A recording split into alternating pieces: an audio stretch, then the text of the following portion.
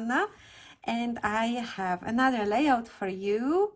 The inspiration for today came from those two cute little pictures of my daughter, my younger daughter Maya, when she was about 2 years old, and we were walking around. We were living in the countryside back then, and we had little forest on our property, and it also had some mushrooms, so we were picking those. She was very curious about them, so I decided to reach for older memories and document them.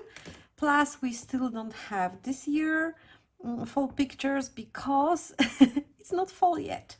There is still like summer in full bloom outside. And I will use those goodies, not all of them, of course, but they are from Studio Forte, and I recently got some newer stuff like those sheets of fussy cut items. So I will cut out some of them.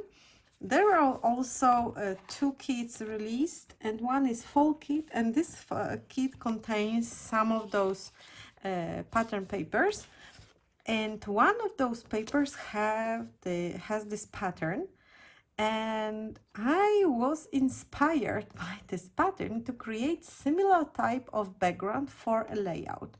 So I will try to recreate something like this, stainy, smudgy.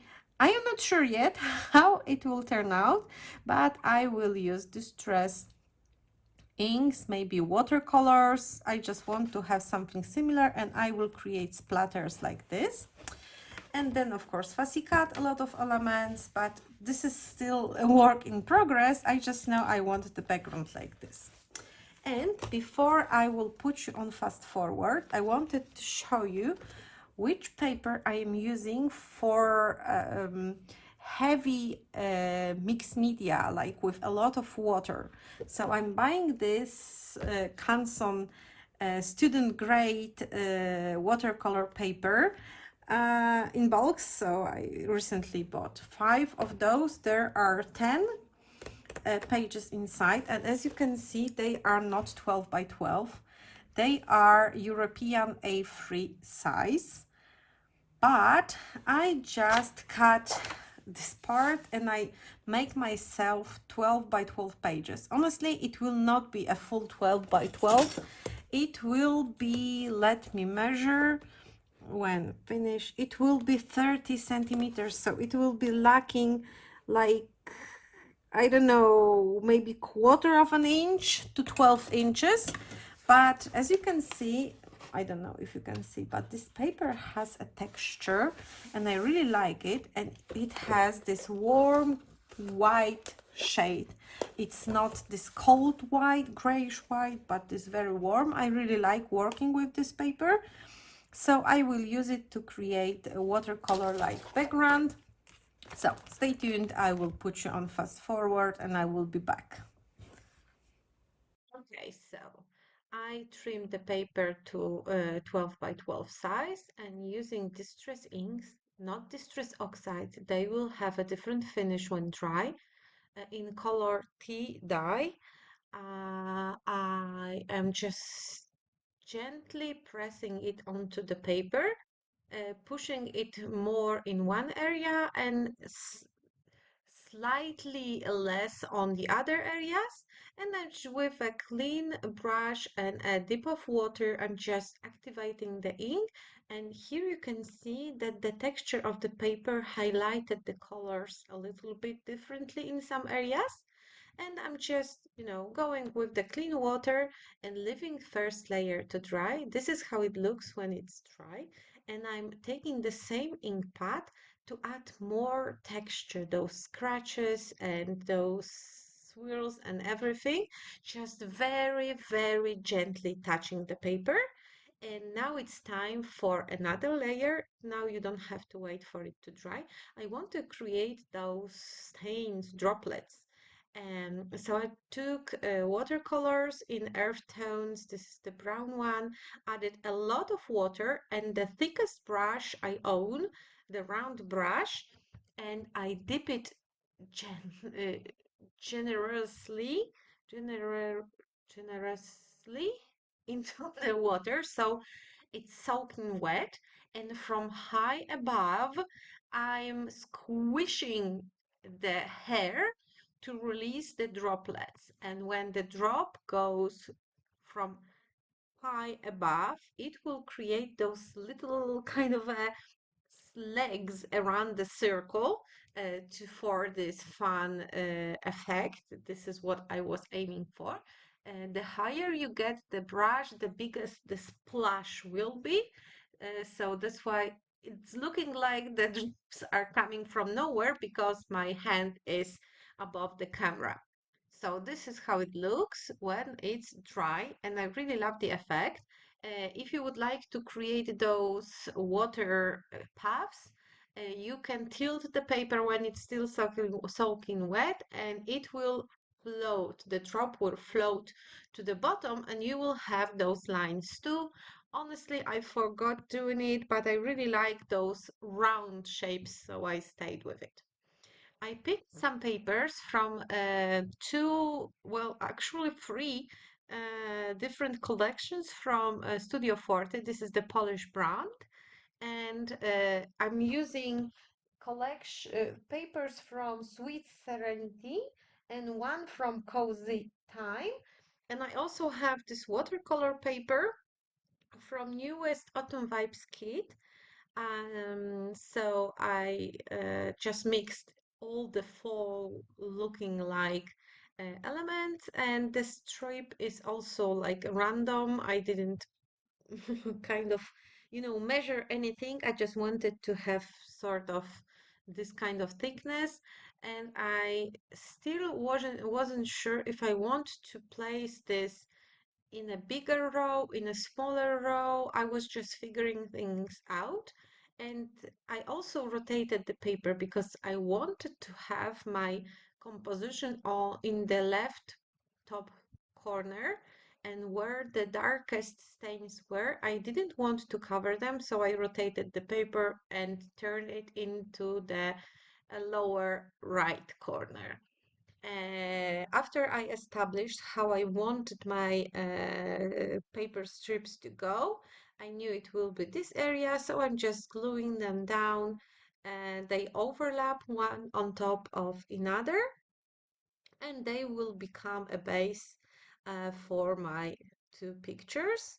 Um, I have still extra stripes for another projects if you wish, so you can make a similar card like this. My paper, even though it's quite thick, it's still got a lot of moisture, so it kind of swirl a little bit on the edges. So I reached for this paper background that I created, and I didn't use because somehow I didn't like the red pause, and I'm using it to straighten up the paper. So I'm just gluing it behind my background, and now it holds the flat shape better. This is why I keep papers like this, backgrounds that I didn't like or something went wrong. Papers that I have a lot of and I know I will be not using them. I also use them for this purpose to hide them behind the paper to add a more straight and flat surface. I'm using pieces of cardboard to add dimension. You can use foam tape if you wish so. And I will be overlapping one picture on top of another. And here is where I made a mistake because I wanted to do it the other way. So the picture that I added two layers, I removed it and added the second layer to another one, and now they overlap. And as you can see, I didn't add the paper all over, the cardboard all over it. I only added the second layer on the edge because first pillar of a composition will be the bottom picture. Here you can see some elements from the Autumn Vibes kit. Those are the tabs and there are elements for fussy cutting, and I spent some time and cutted out some of those. I I think I recorded it all, but when I edited the video, it was like 8 minutes straight of me cutting out. So I decided no, no one needs to see it. So I edited it out. You only see me doing it for a shorter while because again, very repetitive process. Nothing fancy here, nothing hard to recreate, nothing that you can learn from me. So I just removed part of this process. So I have some tabs. I also have some mushrooms for cutting out because the picture that I am scrapbooking, the pictures uh, are like admiring mushrooms. Maya was still very little, and I think that it might be her first mushrooms ever. The ones that she picked, the one that she saw how they grow in between the grass. So it was like wondering and wowing and wow. So it was a very adorable and cute moment. That's why I decided to scrapbook it. So I have my elements ready and I can embellish. My favorite part of all the scrapbooking is embellishing, and some of the elements I am gluing right away and some of them will be glued down a little bit later. I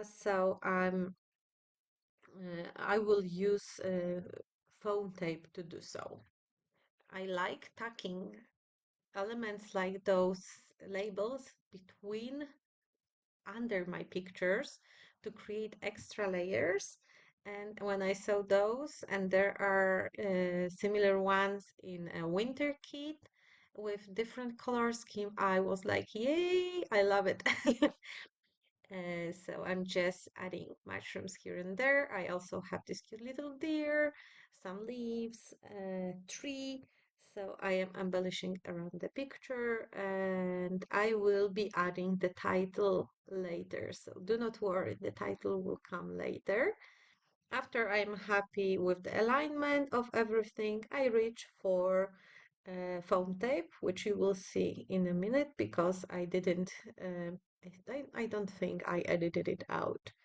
Um, most of the elements have one layer of foam and some of them have two layer of foam. I am using 2 millimeters thick foam and I use a lot of it. So like I buy it in a bulk. This is something I spend most of my scrapbooking money on, the glue and foam squares. Well, those are my priorities. I don't purchase papers anymore, almost. The only collections I am allowing myself to buy are travel theme collections because I create a lot of very massive travel albums and I know I will use them up. Like sooner or later, usually later, but I know I will use them up. Other papers, no matter how cute and beautiful they are, like Christmas, Halloween, floral, I just banned myself from buying those because I have so many papers in my stash. I know that maybe for some of you it's not such a great number, but for me, I know I will not use it up till the day I die. So I just I just banned myself from buying papers. And I am in design teams from time to time. Some of them hold papers, so I have so many papers from design teams that honestly I can scrapbook years and years to come and I won't be able to use it up. Especially that I get quickly bored with the same collection over and over again. So I like to change change colors, change elements. So having like 24 papers from the same collection, I will not use them up unless they are a travel collection. There is also this set of alpha letters in Autumn Kit, and you just cut it into a single letter. There are two slightly different fonts in one sheet. One is serif, one is not serif font. and I am cutting out letters. It will be Little Discoveries title, so I'm just searching for the letters that matches my title, and I started with cutting the sheet to the strips, and one side is from A to, I don't know, from A to M, I think, or something like that. And the other side is the rest of the letters. So you need to purchase two different sheets to get the whole alphabet, but there are plenty of letters, so they will last you for a while, and they are so very cheap because this is just the printed paper. And they are much cheaper comparing to the stickers, and they look like stickers when you add glue to them. So now it's time to glue them down. You can color them with inks, like, you take a blending brush and color those letters so you can adjust them to your style or to colors of your layout. I was thinking about blending the edges a little bit with a brown ink, but after I put it down on the paper, I decided no, it's looking good because thanks to the brown background behind it, the letters are very visible, and I'm just applying glue. I was tempted to use foam squares to add the title, but it will be a lot of work to back it up, and I was like, nope, I'm done. I just want to glue it down, especially that the weather was changing and the sun was coming onto my desk, which is not something I like because you will see the shadows of my blinds like a weird strips, so I needed to hurry up. And I am adding more letters, fussy cut from the sheets you have seen previously. Not letters, leaves, more leaves around the picture. And here are some older embellishments from collections Together and um, Cozy Time. Yeah, Together and Cozy Time. Those are chipboard shapes, and I just decided I will add them here. So it's a whole mix of collections. And I am adding extra glue under each. There is a glue, but I never trust the glue from the sticker. I always add my own. So I'm just gluing all the elements here and there. Mm, to add a different texture, different dimension. This is something I like doing, and I really like those. I don't think the kit holds them. They are from last year, a few years ago, but they are still fun to use and they matches the fall theme perfectly. And there is a big sale in Studio Forte shop because they are closing at the end of this year. So you can purchase mystery boxes filled with paper, stamps, stickers, everything that is in stock, and the price is absolutely amazing. I will leave you the link in the description box so you can check it out. And the owner, Mona, ships abroad if you wish so. So just contact her and she will estimate the shipping costs for you. Especially if you like the style, it might be the last opportunity to purchase those papers. I don't know what will happen in New Year, but I know that the store shop is closing at the end of this year. So hurry up if you want something from Studio Forte. This is the final call for you. I am finishing my project with little dots made with this thing is I think copper pops of color with glitter, so it will dry a little bit lighter. And this is the final result. I really love this background. I like being inspired by papers, by other scrapbooking products. Thank you so much for staying with me. Check the description box for all the info and see you soon next week. Of course, here are some other videos you may like. Don't forget to subscribe to my channel to never miss any new video and see you soon. Bye!